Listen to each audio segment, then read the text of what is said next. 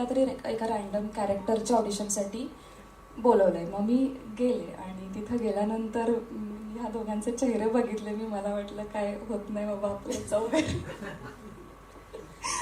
जाऊ आपण घरी. आणि त्यानंतर काही दिवसांनी कॉल आला की तुमची निवड झाली आहे आणि हिरोईनची निवड झाली आहे. तर तो क्षण माझ्यासाठी खरंच खूप महत्त्वाचा होता. मी तो असा हे खूप त्याला असं छान कुरवाळलं त्या क्षणाला की झाले फायनली माझी निवड ॲज अ लीड ॲक्ट्रेस म्हणून झाली. कारण आपण बऱ्याच जण सगळेच जण स्वप्न बघतात की आपण यावं, म्हणजे पडद्यावरती यावं आणि ॲज अ हिरोईन यावं. तर खूप आनंद होता या गोष्टीचा आणि खरंच खूप खूप मनापासून धन्यवाद. पण मला पण हा प्रश्न विचारायचा आहे की खरंच तुझ्यासारखी नको, तूच पाहिजे. ही निवड तुम्ही कशी काय केली, माझी कशावरनं केली? हो, आणि मला हेही विचारायचं की त्यावेळी नेमका तुम्ही असा चेहरा काय केला होता की तिला एवढी शंका आली की आपलं काही होत नाही ते. हा, म्हणजे please Shekhar sir, Sanjay sir, तू. हो, हा म्हणजे खरंच तुमच्या लीड ऍक्ट्रेसचा प्रश्न आहे तुमच्यासाठी. तिचं ऑडिशन जे आम्ही केलं होतं तर ते आम्हाला आवडलं नव्हतं. आणि ज्या प्रकारचा चेहरा किंवा डोळे ज्या प्रकारचे पाहिजे होते तर ते हिचे करेक्ट होते. आणि मग ऑडिशन बघितल्यानंतर त्या रिॲक्शन तिनं आमच्या बघितल्या होत्या. आणि पण आमचं ठरलं होतं की ही आपल्याला जशी पाहिजे, जे डोळे पाहिजे, तशा प्रकारचा चेहरा पाहिजे तो आहे. आणि फक्त तिची तयारी असली पाहिजे वेळ द्यायची, तर ते आपण करून घेऊ. आणि मग तिला ते सांगितलं, म्हणजे आमच्याकडून तर ओके झालं. फक्त तिच्या चेहरा आणि डोळ्यांवरनं बाकी मग वर्कशॉप आणि हे सगळं होऊन आणि मग फायनली फायनली दिसलेली आहेस. सो एकदा जोरदार टाळ्या तुझ्यासाठी हिच्यासाठी वाजूया. आणि तुझं खूप खूप अभिनंदन, कारण असे मोमेंट्स खूप महत्वाचे असतात आय थिंक. आणि दिलेल्या संधीचं सोनं करणं सुद्धा तितकंच महत्वाचं आहे. त्यामुळे तू नक्कीच केलं असशील याबद्दल मला पूर्ण विश्वास आहे. संभाजी, तुमच्याकडे यायचंय की हिला तर ऑडिशनमध्ये अशी शाश्वती नव्हती की हिचं सिलेक्शन झालं की नाही. तुम्हाला तरी होते का की ह्यांचे चेहरे बेटर होते का तुमच्या ऑडिशनला? नक्की काय घडलेलं? खरं सांगू, तुम्ही त्यांची परमिशन घ्या. बघा, मी जाणार आहे. मला आउटराईट रिजेक्ट केलं होतं. मला भेटायला बोलवलं होतं आणि रिजेक्ट केलं होतं. त्याआधी सगळ्यांचे आभार की तुम्ही इथे आलात, सगळ्या मीडियाकर्मींचे.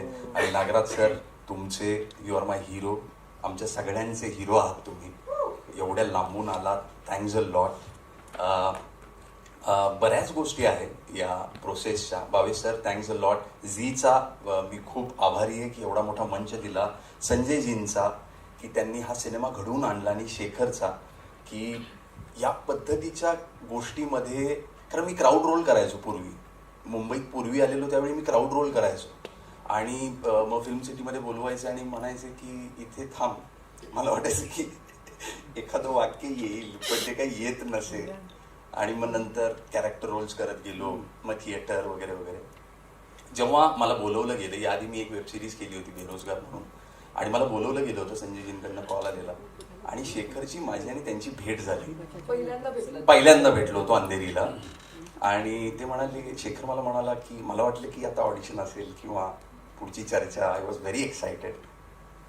नाही नाही, तू नाही आहेस तो जो आम्ही बघतोय तो. अरे मी म्हणालो, मला बोलवलंय, मी नटून थटून आलोय, चांगलं कापड घातलंय की माझ्याकडे असतं, जे मी इस्त्री करून ठेवलेलं असतं दिग्दर्शकांना भेटण्यासाठी वगैरे. तर तो म्हणाला नाही. तो दिवस मला अजून आठवतोय. आणि मग आय फेल्ट सॅड. पण मी त्याला म्हणालो, कारण की दिग्दर्शकाचा एक पीओव्ही असतो, त्याला समज असते की का निवडायचं. त्याने मला आउटराईट सांगितलं होतं की मला नाही वाटत की तू राईट आहेस या रोलसाठी.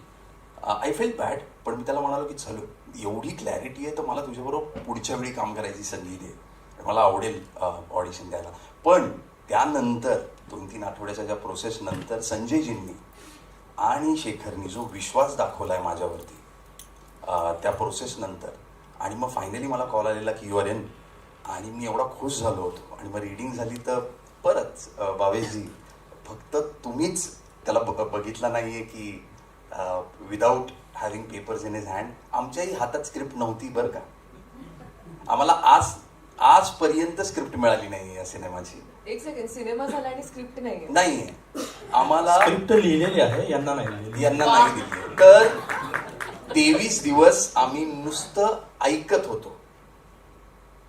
होतो, त्या लोकेशन्स वरती जात होतो, तिथे रिहर्सल करत होतो, परत यायचो. आम्ही म्हणायचो दे ना थोडीशी वाचायला कारण ती भाषा वेगळी होती, मानदेशी होती. आणि माझे जे सहकलाकार आहेत, विशाल असेल, अभिजित असेल आणि आमचे चीफ एडी विक्रम शिरतोडे आणि सगळी टीम हे तिकडची भाषा बोलू शकत होते, मानदेशी. शेखरही ते ऐकून आम्हाला एवढं आम्हाला स्क्रिप्टची गरज नाही पडली. 23 दिवसानंतर आजपर्यंत स्क्रिप्ट नाही आमच्या हातात. हे पहिला एक्सपिरियन्स असा होता की जिथे स्क्रिप्टच नाही मिळाली. त्यामुळे म्हणतो आपल्याकडे मौखिक परंपरा आहे ती मला वाटतं या चित्रपटात पूर्ण त्याचा उपयोग झालेला आहे. पण म्हणजे जसं आपण ट्रेलर मध्ये पाहिलं की तुझं कास्टिंग झालं, तू या चित्रपटात इन झालास, पण फक्त तू खतरनाक डायलॉग्स मारत नाहीयेस, तर काही असे सॉर्ट ऑफ स्टंट म्हणावं की काय असे सुद्धा सीन आहेत की जे तू कसे केले असतील हा जरा मला प्रश्न पडलाय. स्पेशली तो बाईकवाला सीन जिथे तू एका हाताने बाईक चालवतोस, तर त्याची गोष्ट मला ऐकायला डेफिनेटली नाकी 9 आलते. बर शेखरच्या डोक्यात काही गोष्टी होत्या की काही एलिमेंट्स होते जे की त्या कॅरेक्टरशी निगडीत होते, जे की आपण जोडू शकतो अंग म्हणून त्या कॅरेक्टरला. त्यामध्ये बाईकवरती बसायचा एक पोर्शन आहे ज्यामध्ये मी असा बसतो आणि त्यामुळे क्लच सुटलेला असतो माझ्या हातातून बऱ्याच वेळा. आणि आम्ही जे शूट करत होतो तिथे मोस्टली रस्ते थोडे ओबडधोबड होते आणि बऱ्याच वेळा कॅमेरा खूप जवळ असायचा. तर तो स्टंटचाच भाग होता. बऱ्याच वेळा तो इतका असा पोर्शन जवळ आलेला की माझ्यामध्ये संजय चिन्ह पण ती मजा होती. काही गोष्टी केल्या आम्ही ट्राय आणि thanks to both of them की त्यांनी ती रिस्क घेतली आणि तो विश्वास दाखवला माझ्यात. त्यामुळे मी हे करू शकलो. माझ्या सहकलाकारांना थँक्स अ लॉट. यांनी खूप कष्ट घेतले. मला खूप अवघड गेला असता हा सिनेमा. शीतलला, विशाल, अभिजित खूप कष्ट घेतलेत या लोकांनी, शेखर सरांनी, संजयजींनी आणि सगळ्या एडी टीमनी. मी त्यांना विचारायचो की हे बोलून दाखव नाही, इथे कसं बोलतं, मला राग आलाय, मी काय बोलेल इकडे, असं या गोष्टी होत्या. डेफिनेटली. आणि ही प्रोसेस जितकी तू सांगतोयस तशी इंटरेस्टिंग होती. आय एम 100% शुअर की चित्रपटही तसा असेल. आणि चित्रपट बघताना आम्हाला अजिबात जाणवणार नाही की तू त्यांच्याकडनं भाषा शिकलायस. आम्हाला असंच वाटेल की ती तुझी भाषा आहे. तुझंही खूप खूप अभिनंदन या चित्रपटासाठी. आणि मी मगाशी म्हटलं तसं म्युझिकल लव्ह स्टोरी आपण म्हणतोय आणि संगीताचं किती. शेखरजी, तुम्हाला प्रश्न आहे. आत्ताच नागराज सर तुमच्याबरोबर रिलीजलाही आलेले आहेत आणि ही पहिलीच फिल्म आहे तुमची, फीचर फिल्म. तर कोणकोणत्या दिग्दर्शकांचा प्रभाव तुमच्यावर आहे आत्तापर्यंत की जेणेकरून पहिली फिल्म प्रेझेंट करताना तुम्हाला त्यांच्याबद्दल सांगायला आवडेल? सुरुवातीच्या काळात गावाला आम्ही रस्त्याच्या मध्ये पडद्यावर बसून, म्हणजे शेवटची एसटी 9:30ची गेली की पडदा मारला जायचा आणि त्या साईडला बायका, या साईडला सगळे पुरुष, असं बसून आम्ही फिल्म्स बघितलेल्या आहेत. त्याच्यात जास्तीत जास्त दादा कोंडके साहेबांच्या फिल्म्स बघितलेल्या आहेत.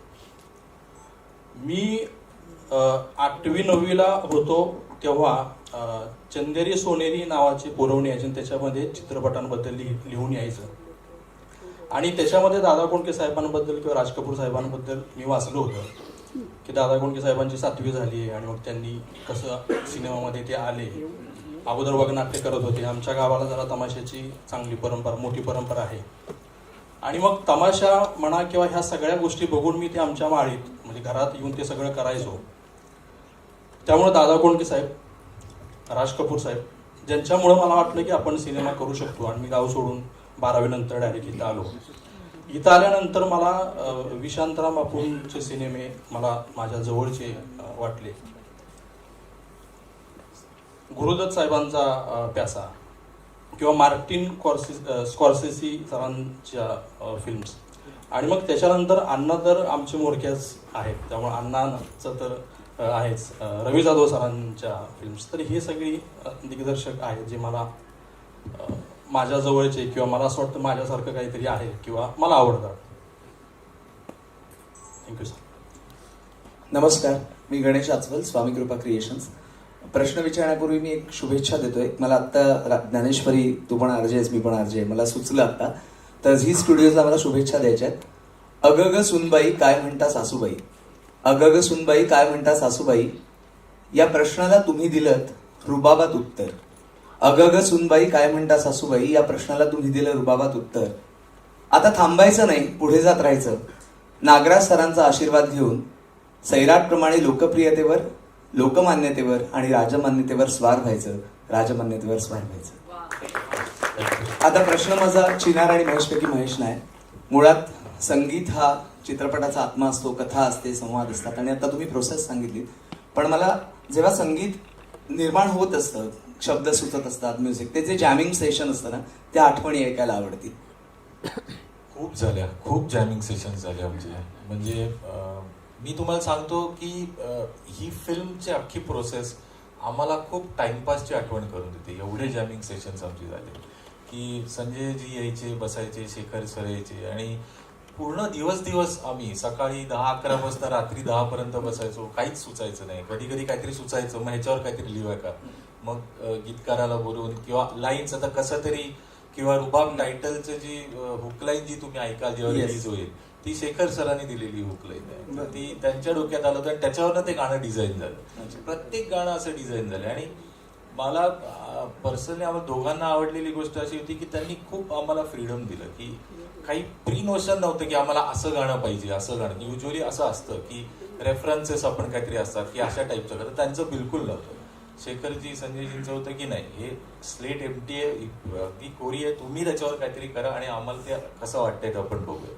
आणि म्हणजे खूप झाले आमचे सेशन्स. पण मग गायक किंवा गायिका सिलेक्ट करताना की या गाण्याला पर्टिक्युलरली मला हा आवाज हवाय, तर हे सिलेक्ट करतानाची जी प्रोसेस आहे की तुम्ही सजेस्ट केलं का सरांकडून आलं? दोन्हीकडनं आलं होतं. म्हणजे एका गाण्याला त्यांनी सजेस्ट केलं होतं की आपण यांना ट्राय करूया का, आणि काही गाण्यांना आम्ही सजेस्ट केलं. जसं रुबाब टायटल सॉन्ग आहे जे मुकुंद सूर्यवंशी म्हणून मी आत्ताच नाव घेतलं होतं. सो तो कधीच तुम्ही असं, आम्हाला वाटतं की असा आवाजच नाही ऐकला. पण ही स्टाईल जी आहे ती त्याच्याकडे होती आणि आम्ही त्यांना सजेस्ट केलं की आपण त्याला करूया का, त्याच्याकडनं करूया का. आम्ही ऐकलं, त्याच्या 2-3 वेळा तो आला, 2-3 वेळा त्याने गाणं गायलं आणि ते आवडलं. अख्ख्या टीमला, आम्हाला सगळ्यांना आवडलं. तर प्रत्येक गाण्याला वेगवेगळं, काही ठीक त्यांनी, काही आम्ही असं. थँक्यू. एक गाण्याबद्दल मी सांगतो. नक्की. जे तिसरं गाणं आता रिलीज होणार आहे, तर ते गाणं आधी त्यांनी केल्यानंतर आम्ही सगळ्यांनी ते गाणं फायनल केलं आणि आम्हाला आवडलं सुद्धा. पण घरी गेल्यानंतर मला झोप येईना की गाणं तर चांगलं आहे पण मला चांगलं वाटत नाही आहे. का जाणे माहीत नाही. पण मी सकाळी पूर्ण केलो आणि त्यांना सांगितलं स्क्रॅप करूया गाणे. अरे पण काय झालं आता, इतकी मेहनत केली आणि गाणं सगळं आपण रेकॉर्ड केलं, सगळं झालं आहे, सगळं चांगलं आहे, आता का नाही म्हणताय. म्हटलं नाही आवडत हे गाणं. आणि मला असं झालं होतं की आता हे म्हणतील की आम्ही सोडतो फिल्मच. पण महेशजींनी खूप पॉझिटिव्हली घेतलं ते आणि मला वाटतं पुढच्या 2 ते 3 दिवसातच पुढची एक खूप त्यापेक्षा खूप चांगली ट्यून त्यांनी ऐकवली आणि पुढचं जे गाणं आता येणार आहे तिसरं, तर ते गाणं ते असेल. Hello, excuse me. नमस्कार, समृद्धी शिंदे फ्रॉम बॉलिवूड बेबी. आम्ही जेवढे आपल्या भारतीय इंडस्ट्रीमध्ये सगळ्या भरपूर प्रकारची इंडस्ट्रीज आहेत, बॉलिवूड असो, साऊथ असो.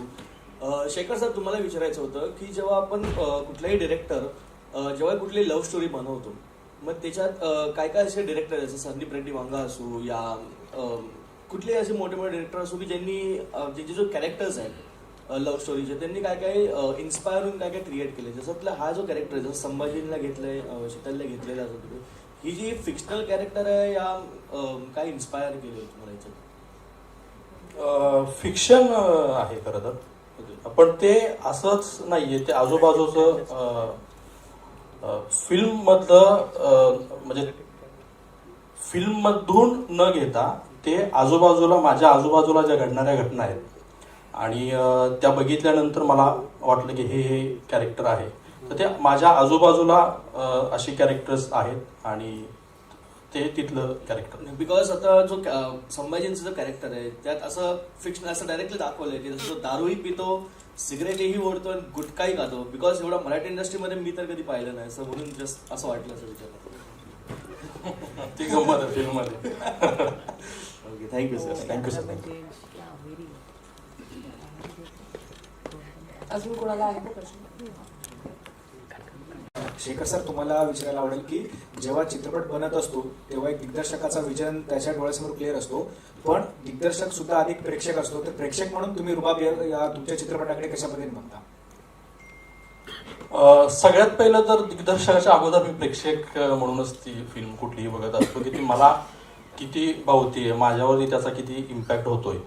आणि ती जर मला भावत असेल, माझ्यावर त्याचा इम्पॅक्ट होत असेल, तर ती गोष्ट मी करायला घेतो. कुठली म्हणजे याच्या अगोदर मी शॉर्ट फिल्म्स पण केल्या, त्याही माझ्या आजूबाजूच्या माझ्या बघण्यातल्या गोष्टी होत्या. मला ज्या गोष्टींचं चांगलं वाटलं किंवा मला ज्या गोष्टी वाईट वाटल्या किंवा मला जे काही कळालं तर ते मला वाटलं की लोकांना सांगितलं पाहिजे. तर अशाच गोष्टी मी केलेल्या आहेत आणि रुबाबच्या बाबतीत पण तेच आहे. Thank you. Thank you sir. Hi, hello, नमस्कार. माझं नाव मिताली मोरे. चंदेरी च्युइंगम हे माझं चॅनल आहे. माझा प्रश्न, आधी तर खूप खूप अभिनंदन रुबाबसाठी, संपूर्ण टीमला. माझा प्रश्न शेखर सरांसाठी आहे.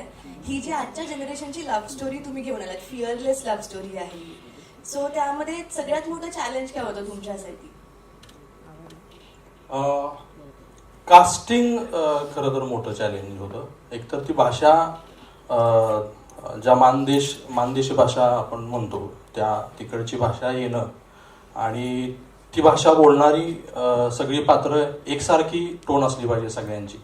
आणि म्हणूनच मग ते स्क्रिप्ट न देणं याचं कारण हे होतं की मग त्याच्यात टोन कसे आणणार ना स्क्रिप्टमध्ये. मग ते ऐकण्यातनं जास्तीत जास्त गोष्टी चांगल्या प्रकारे आपल्याला कळतात असं मला वाटतं. म्हणजे आजीनं, आजोबानं किंवा कोणी पण सांगितलेल्या गोष्टी आपल्याला जास्त चांगल्या लक्षात राहतात किंवा व्हिज्युअलाइज होतात. आणि म्हणून मग ह्या सगळ्यांना ती स्क्रिप्ट दिली नव्हती. आणि ह्या सगळ्या जेवढे पण ऍक्टर आहेत, जेवढे छोटा ऍक्टर असेल तर त्याला पण सगळ्यांना तो सीन पार्ट आहे. आणि तो त्यासाठीच होता की ती टोन जी आहे ती सगळ्यांची एक वाटावी. आणि ते सगळ्यात मोठं खरं तर चॅलेंज होतं. आणि त्याच्या अगोदर निर्माता शोध नाही एक मोठंच होतं म्हणजे